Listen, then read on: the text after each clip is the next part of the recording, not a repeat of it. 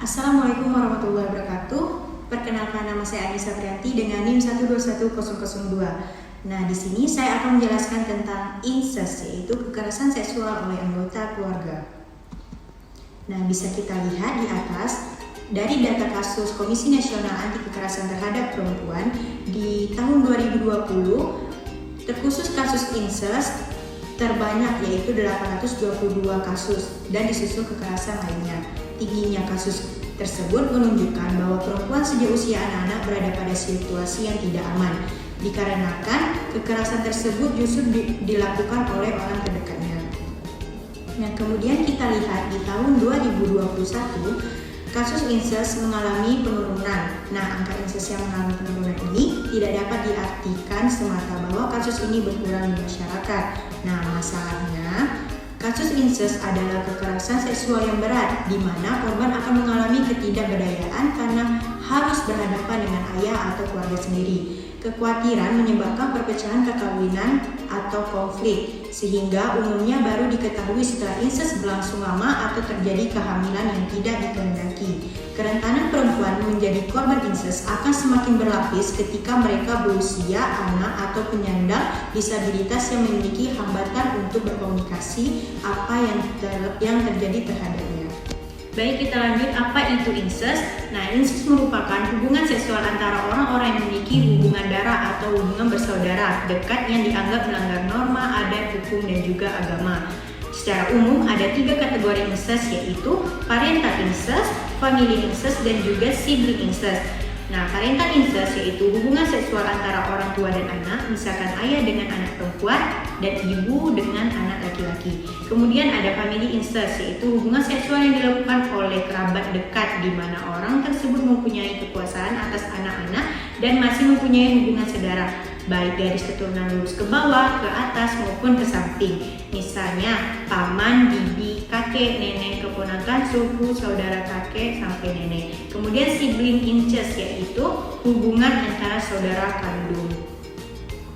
Kemudian ada faktor penyebab. Nah, proses berlangsungnya incest ini bisa jadi berakibat karena tidak adanya pembatasan pergaulan yang terlalu dekat, tidur bersama satu kamar atau satu ranjang, atau kondisi rumah yang terlalu sempit. Pada kondisi ini terjadi incest tidak terencana atau malah sangat terencana dengan matang.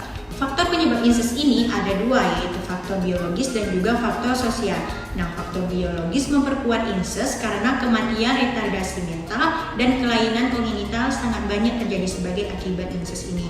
Terdapat 5 kondisi gangguan keluarga yang memungkinkan terjadinya incest, yaitu yang pertama, keadaan terjepit, di mana anak perempuan menjadi figur perempuan utama yang mengurus keluarga dan rumah tangga sebagai pengganti si ibu. Kemudian yang kedua, kesulitan seksual pada orang tua. Ayah tidak mampu mengatasi dorongan seksualnya. Yang ketiga, ketidakmampuan ayah untuk mencari pasangan seksual di luar rumah karena kebutuhan untuk mempertahankan kestabilan sifat karakternya. Kemudian yang keempat, ketakutan akan perpecahan keluarga yang memungkinkan beberapa anggota keluarga untuk lebih memilih desintegrasi struktur daripada pecah sama sekali. Kemudian yang kelima, sanksi yang terselubung terhadap ibu yang tidak berpartisipasi dalam tuntunan peranan seksual sebagai istri. Kemudian ada faktor sosial. Nah, faktor kondisi sosial yang sering memungkinkan pelanggaran incest adalah rumah yang sempit dengan penghuni yang berdesakan, alkoholisme, isolasi geografis, sehingga sulit mencari hubungan dengan anggota keluarga yang lain. Kemudian di atas ada bentuk-bentuk incest. Nah, bentuk-bentuk incest ini tidak hanya terbatas dalam bentuk kekerasan seksual secara fisik, namun juga psikis dan juga mental, yang mencakup rayuan dan juga iming-iming. Nah, berikut beberapa bentuk kekerasan seksual yang termasuk incest. Nah, di sini ada ajakan atau rayuan berhubungan seks, kemudian sentuhan atau rabaan seksual, penunjukan alat kelamin, penunjukan hubungan seksual, memaksa melakukan masturbasi, meletakkan atau memasukkan benda-benda atau jari tangan ke anus atau vagina, berhubungan seksual atau termasuk sodomi, dan yang terakhir mengambil atau menunjukkan foto anak kepada orang lain tanpa busana atau ketika berhubungan seksual. Nah, cara penanganannya ada tindakan preventif, yaitu mencakup individu, masyarakat, dan usaha yang dilakukan oleh pemerintah dan juga kepolisian. Nah, yang pertama pertama ada individu. Di individu ini, cara menanganinya itu dengan menghindari pakaian yang dapat menimbulkan rangsangan seksual terhadap lawan jenis, tidak tidur bersama dengan anggota keluarga yang berlainan jenis yang telah dewasa. Baik, yang kedua yaitu masyarakat. Nah, dalam kehidupan masyarakat ini perlu adanya pola hidup yang aman dan juga tentram sehingga tidak terdapat ruang terjadinya kejahatan khususnya incest terhadap anak. Dengan cara menangani yaitu menciptakan suasana yang tidak menyimpang dengan tata nilai yang dianut oleh masyarakat. Yang kedua, mengadakan acara silaturahmi antara anggota masyarakat yang diisi dengan ceramah-ceramah yang dibawakan oleh tokoh masyarakat di lingkungan tempat tinggal. Nah, yang ketiga ada usaha yang dilakukan oleh pemerintah. Yang pertama, mengadakan penyuluhan hukum. Nah, di sini dengan tujuan agar masyarakat memahami dan juga menyadari bahwa tindak pidana incest ini merupakan perbuatan yang melanggar hukum serta merugikan masyarakat yang diancam dengan undang-undang. Nah, yang kedua ada mengadakan penyuluhan keagamaan, yaitu dengan tujuan agar keimanan seseorang semakin kokoh dan mengalihkan tindak pidana incest ini kepada hal-hal yang lebih positif. Yang keempat, kepolisian, yaitu dengan memberikan penyuluhan hukum terhadap masyarakat. Yang kedua, melakukan patroli rutin untuk meningkatkan suasana Kamtibmas dalam kehidupan masyarakat. Dan dalam melakukan patroli diharapkan mampu membangun komunikasi yang baik dengan masyarakat sehingga tercipta hubungan yang harmonis antara polisi dengan masyarakat yang nantinya akan melahirkan kerjasama yang baik di antara keduanya. Kemudian yang terakhir ada upaya represif. Penanggulangan yang dilakukan secara represif ini adalah upaya yang dilakukan oleh aparat penegak hukum berupa penjatuhan atau pemberian sanksi pidana kepada pelaku kejahatan tersebut. Dalam hal ini dilakukan oleh kepolisian, kejaksaan, pengadilan, dan juga lembaga permasyarakatan. Baik, kemudian ada contoh kasus dengan judul "Tidak cukup bukti kasus incest terhadap 3 anak kandung di Luwu Timur". Di sini ada ARP perempuan usia 7 tahun, RR laki-laki usia 5 tahun, AAR perempuan usia 3 tahun.